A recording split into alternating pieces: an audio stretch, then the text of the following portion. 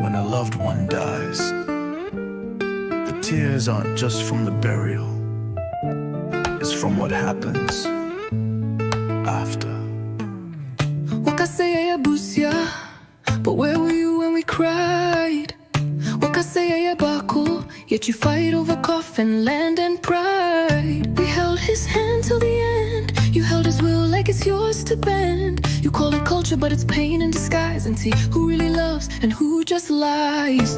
Abusuab3nni, Abusuab3nni. We mourn with truth, you war with greed. We carry pain, you carry need. Abusuab3nni.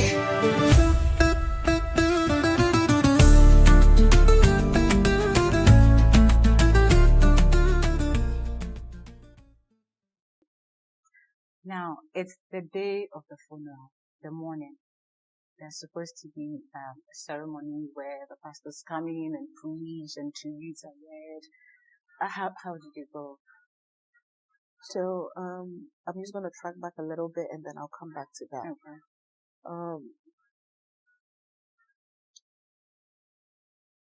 One thing I realized is that before even the body is laid to rest, before even the ceremony is done, before any tributes are read, I had someone coming to me telling me, sir, oh, umami dinyo maybe buy na, or not also the way we be mame tea. Yanka wasam. She hadn't even been laid to rest. She hadn't even been laid down. Are we talking about the Friday? Yes. She hadn't even been laid down, been laid to rest. And then people are already asking for Enyoma also the Bema way, Enyoma a woho, Enyoma that don't even matter anymore. Because she's gone. What do you care? The Friday night, the family expected me to sleep with, like, in the family house because they believe I'm one of them. I shouldn't be away from them. So there was a whole thing with my stepmom. They were trying to fight her. I didn't sound in their call. My stepmom is, she doesn't even know you guys. How is she going to come to you people and sleep where you are sleeping? So the Friday, I left. I didn't stay for whatever ceremony or whatever rite they had to do that night. I left. Went to try to sleep. And then, the Saturday morning, apparently I was supposed to first come to some parts of the family house and then we all come together. But it wasn't like that with me. I came straight to where the family house where the funeral was going to take place. Me thinking that, oh, since I'm with my brothers, my siblings, my childhood friends, I can stay with them because that's my comfort zone. That's my safe haven. Sure. That's where I feel like I'll be comfortable. I was pulled away because I had to go sit somewhere in the front separately by my uncle. Mind you, this whole time, my mother's only sister, my mom, there were three of them. Okay. The sister, my uncle, and then my mom was the last one. My mom's only sister, who knows I'm the only child of my mom. This whole time, she hasn't spoken to me. From the time that my mom died, I didn't get any call from her, nothing. I came to Kumasi. She hasn't spoken to me. Even at the funeral, she saw me, all she did was look at me. She didn't say hello to me, what to say, nothing. And this is the person I know, maybe be your casa. Maybe your way come away, oh, like I told you, my mom was all about family. So I thought this was a time that they were also going to, if anybody at all, their sister was going to be Obetrinia Beno. No. I sat all alone in the front with my uncle sitting there and everybody looking at me and me looking at strangers, and all I could hear people whispering, send mommy, send yao. That was all. This whole time, my mom's only sister never spoke to me. The kids, nobody said a word to me. I was treated like a stranger in my own home. I mean, I felt like a stranger already, but now I was actually treated like it. I'm surprised I'm narrating all this because having spoken about all this since my mom passed in the funeral, I was so alone. So because everybody else I knew that I came with was like made to sit somewhere in the back, and it was at a certain point that my childhood best friend came to sit by me, but she kept giving me like a handkerchief, and I'll be taking a bag to hold for me so that I can try to be a little comfortable. I was so alone. There were so many things going on around me. I'll just sit in there, just watching things go on. There was a part where I forgot what it was. Sometime after I read my tributes. So, tracking back a little bit, these same cousins who wouldn't talk to me, they actually had tributes to read. Okay. And in their tributes, they didn't even mention me. They made it sound like they were my mom's kids. Okay. Which is fine. Because my mom took care of them. So it was fine. She took care of them more than she took care of me. Because I wasn't living with her. So it was fine. But they wouldn't even acknowledge me. I was a total stranger in my own home. I had the chance to read my tribute, which I did. There was a point in everything that I had to dance. I don't know what that was, but then I said a sad wow something, and then other people were just following me, and I don't know what part of tradition that was. Are we talking about the Saturday morning? The Saturday, yes, still at the funeral, yes. My mom's sister, one sorry point in she just left me. Looked at me, be a stranger among.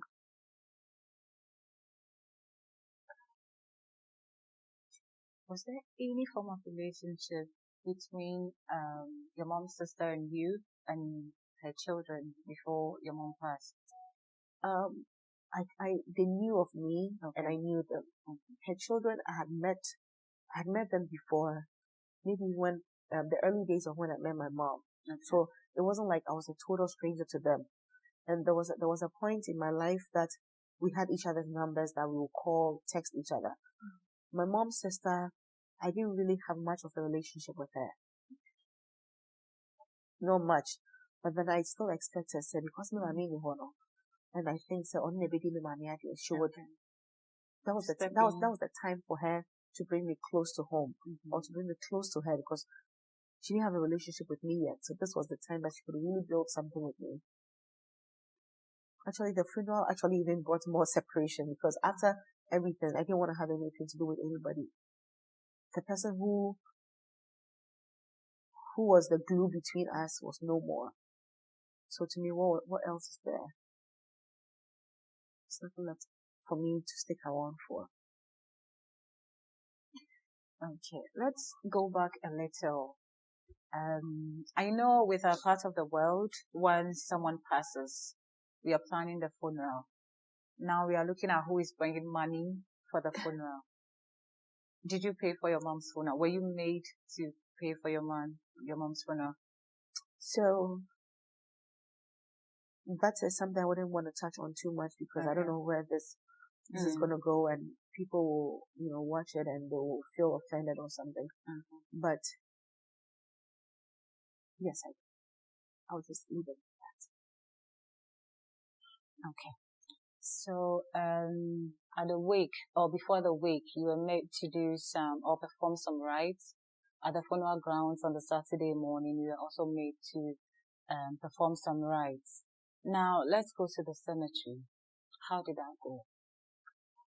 So with the cemetery, because it was Hope proceeding, I was a little bit late. So the funeral was at Ashtown. And then the burial was going to be at Drabing. So it was a little bit of a drive. So I was a little bit late. So when I got there, the pastor had done his stuff, and the traditions had also been done already. And they were just about lowering the coffin down. So I think there's a tradition where I had to fetch sand and throw it on the coffin as well. And that was also another time that I really broke down because I hadn't cried yet. But then seeing my mother being lowered down, it kind of really hit me that this is it. I'm not seeing her anymore. I'm not hearing her voice anymore. So it really, really did hit me. And that was when I heard one of the family members telling the niece that my mom died in her room. I say, Su didn't know Beyonce. Su ye. Because Fareeda no nyoma no ma ne ma me nyoma no mpe mu bia. Bien ho penti su no mu hu se wona wo wona. Ni su.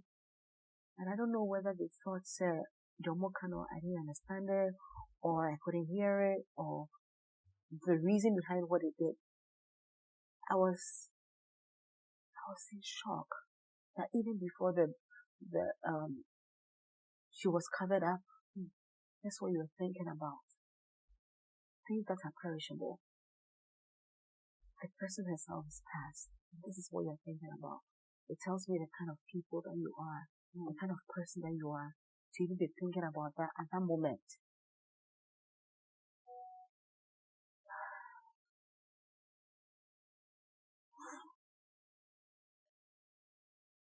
So, after the rites had been done at the cemetery, I know it is tradition that we go back to the funeral grounds, I think to do the final funeral rites before everyone goes home. Was it incident free? So, me personally, maybe it was because I didn't have a rapport with the family or I didn't know them that well. After my mom was buried, I wanted to leave. I said to myself, what else is left? So I went to the ceremony or the funeral after the burial. I stayed there for a little bit and I'm like, I wanted to leave. I wanted to go back to Accra. I already had a flight going back. So I wasn't going to miss my flight. But the family wasn't having it. They were saying that, it's a tradition. I had to stay. They had to do, a Thanksgiving the next day. And then on the Monday, I think the family had to sit down, almost ready to be a booker or something. And I said I wasn't interested in it. Whatever money they got from the funeral, I didn't want anything back. Apparently what they do is, whatever money they get from the funeral, they give it, Nipakra or Bokano more, or the man or something. Okay. So I told them no, I didn't want anything. They could be another day.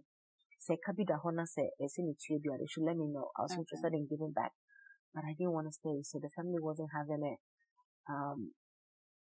They didn't know why my stepmom was with me to go.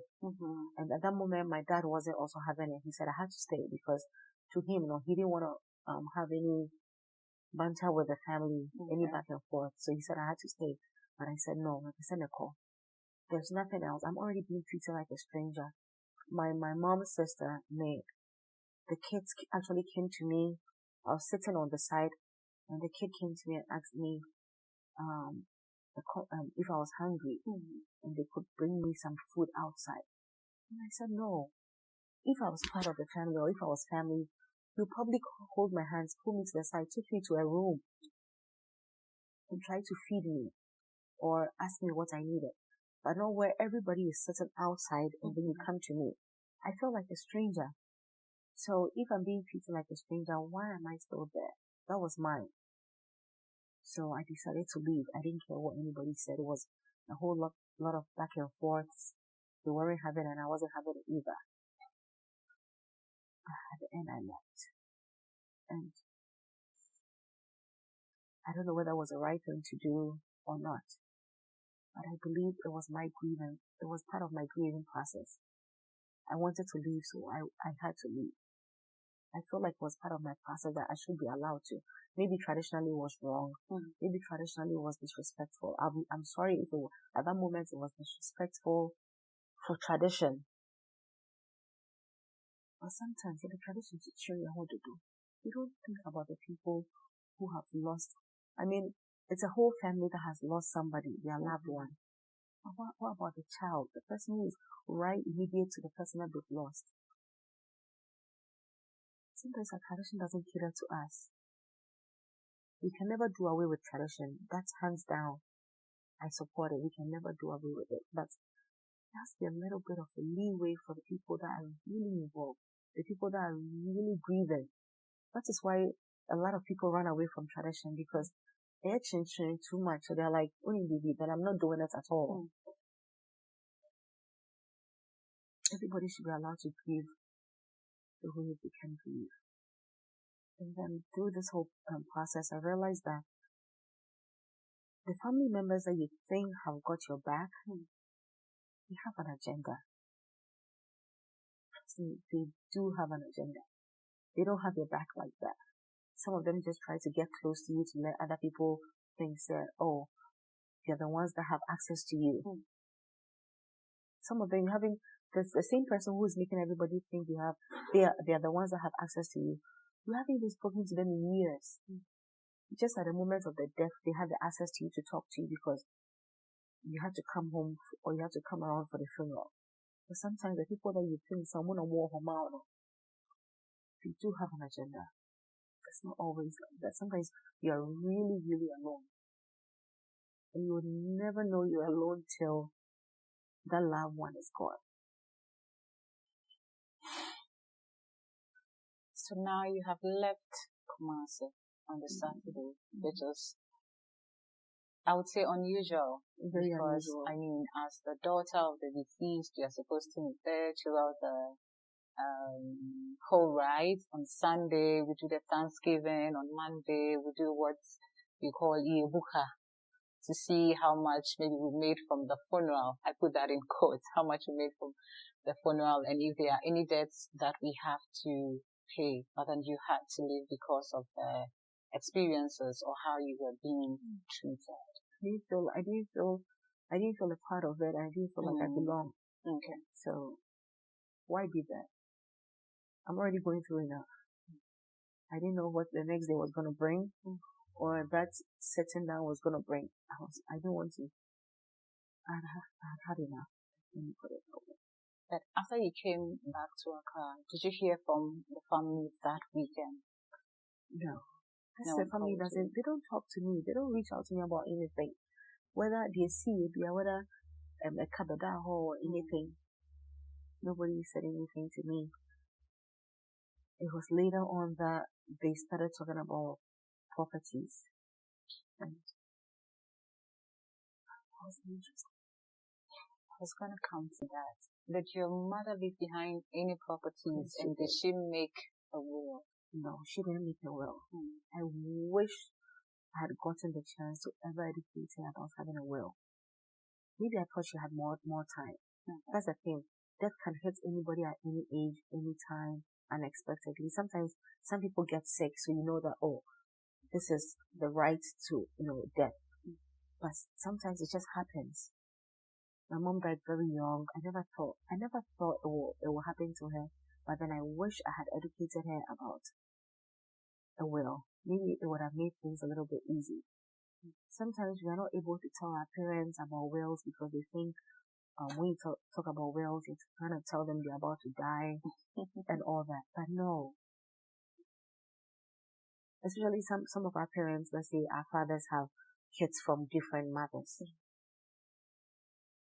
Everybody needs a will, regardless of how old you are, how young you are, because it allows the family to be in their process. Everybody should stay in their lane. Let me put it that way. With a will, I feel like everybody can stay in their lane. The deceased, this is what they wanted done. You can go above it and do what you want to do. I wish I had educated my mom about the will. I really wish I had. Okay. So what happened to the properties of your mom? Did you try to lay claim to any of them? I didn't try to lay claim to them, but the uncle that I always talked about, that he had my back. I believed he was going to help me get whatever belonged to me. But later down the line, I realized that it wasn't so. And lucky for me, I've always lived, my whole life I've always lived in Accra, and everything was in Kumasi. So that even made it easy for me to just say, I don't want it, it's fine. Anybody who wants it can have it. Whichever family wants it can have it. So maybe that made it easier for me because I wasn't going to travel back and forth from Accra to Kumasi because I had a property there. The property that I'm going to have family fights over it with me because apparently another thing with the Akan tradition, sometimes let's say my grandmom, whatever she had, she was split it for her daughters because they believe that the men will always find their way or something. I don't know. Okay. So most of the properties were for my mom and her sister. Okay. But I left everything to them, so I don't know who has it now. But have you heard from any of them since then? Last year when I came down for vacation, and every year when I come, I try to go see my mom. It's like my own right. I like to do.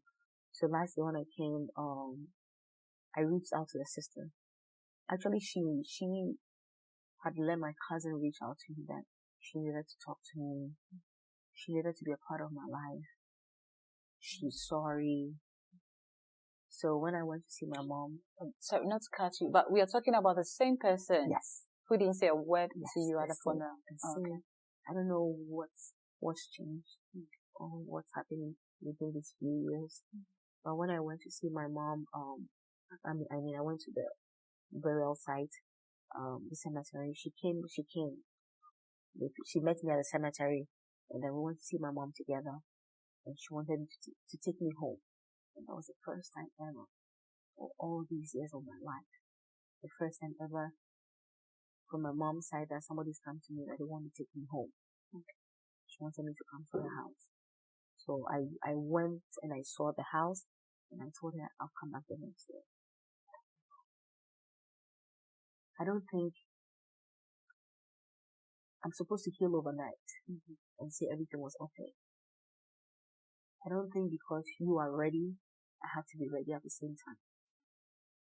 I need my space, I need my time, I need my pace to be able to say, okay, I'm also ready to be there with you. So I was supposed to go back then. I told her I was going to come back just to cut everything short. But as soon as I left her, I came back to Accra.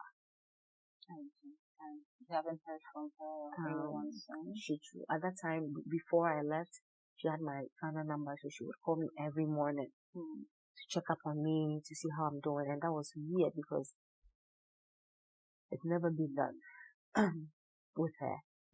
So, but when I left, she doesn't have my other number, so I didn't contact her and she hasn't had any access to me. So there is no form of relationship between you and that part of your family now. And the same family that was telling my mom, my stepmom, that she's taking me away from them, blah blah. They haven't even looked for me. So it's like at that moment they wanted to feel important. They wanted to lay claim to something they haven't worked for or had access to. At that moment they wanted to prove as if they had something to prove. After that, they should send me one better. But as to whether I'm okay, nobody is trying to look for me anymore. And I'm okay with it. You're okay with it? Yes, I'm okay with it because they've never been a part of me anyway.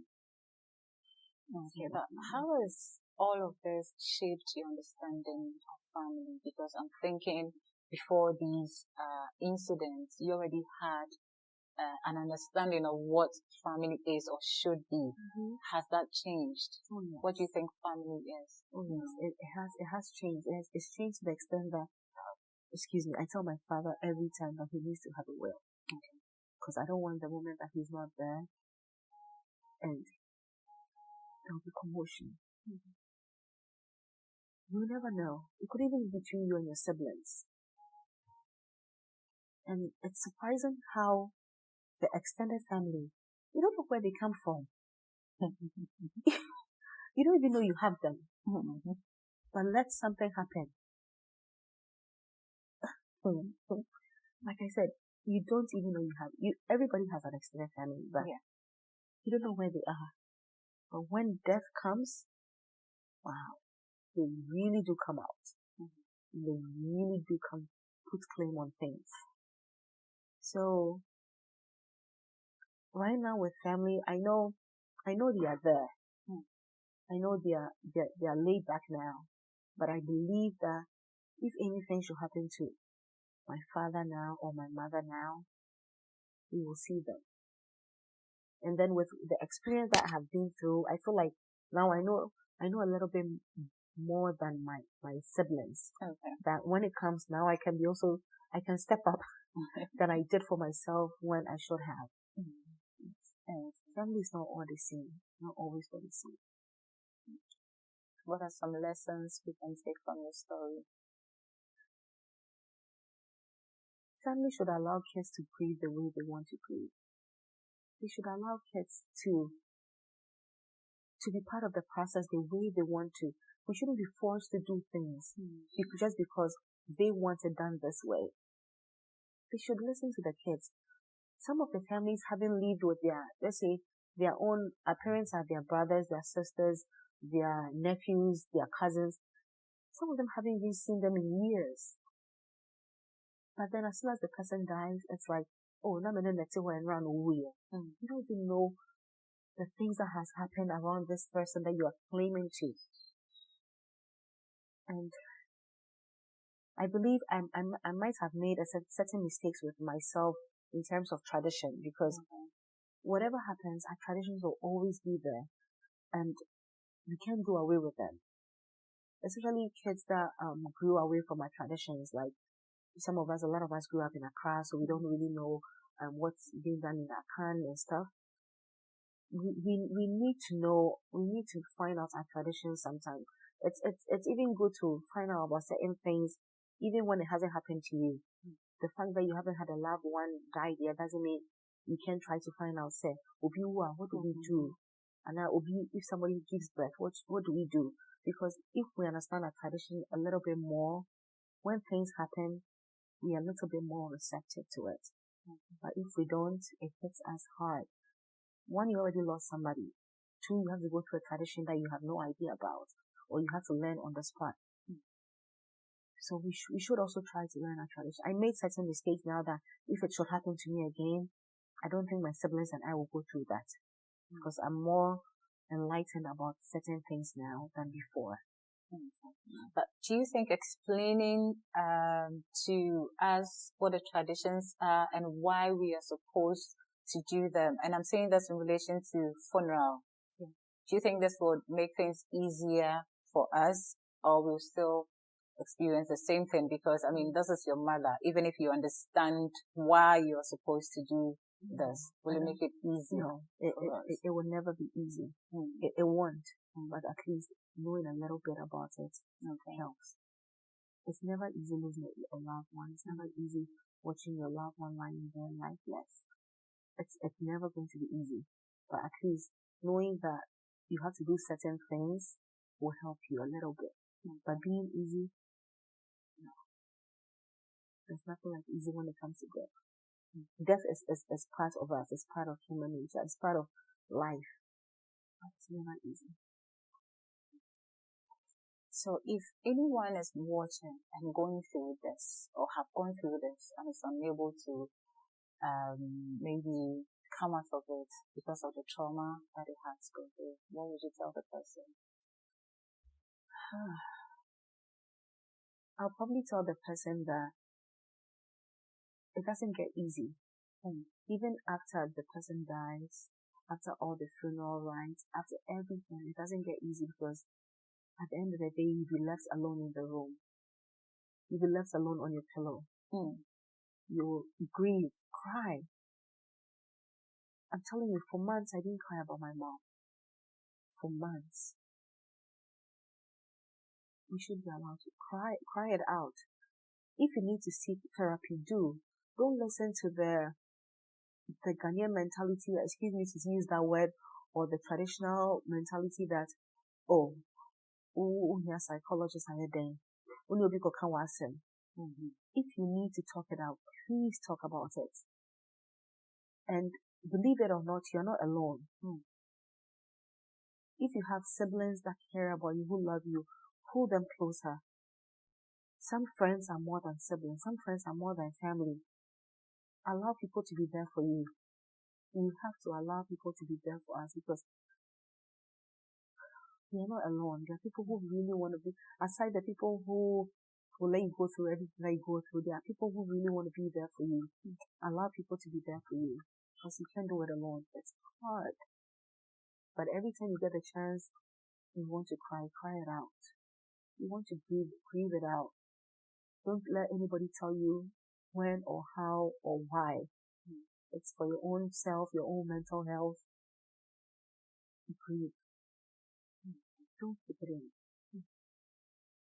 Okay. Thank you very much. So one last question. Our previous guest told us she finds strength in the Lord, or she found strength in the Lord when she was going through, a similar situation. Where does Fareeda find her strength? Wow, that's a hard question. I believe everybody does find strength in God. You do. Because regardless of whatever it is, when you go into your room and you cry to God. You don't cry to anybody. It doesn't matter whether you're Muslim, you're Christian, you're Buddhist. We all cry to one God. So yes, we all go and cry to. But then we also find, like I said, we also find strength in the people who are very close to us. Don't push people away because you're grieving. Because when you're done grieving, then what? Are you going to get them back? Any final words? Thank you for having me. And thank you very much for sharing such a difficult chapter of your life with us today. It is quite unfortunate that these incidents happen more than you would actually like them to happen. And if you are watching, going through this, just know that you are not alone. And to our family, to our elders, we are not against culture, we are not against tradition, but all we are saying is it shouldn't be at the expense of our well-being and our mental health. Thank you for joining us for today's episode, and like our channel, subscribe to our channel. And if you're going through the same thing, or you have a similar experience that you would want to share with the world, you can also send us a message and we'll gladly have you on our show.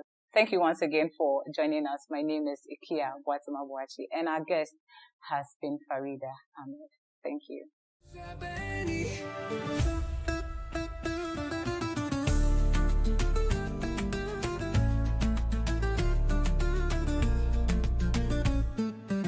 You came dressed in black, but your heart wore gold. Not for memory, but what you could hold. You spoke loud at the funeral rites, but we stayed silent through the sleepless nights. You read the tribute, we paid the price, now you come to claim the slice.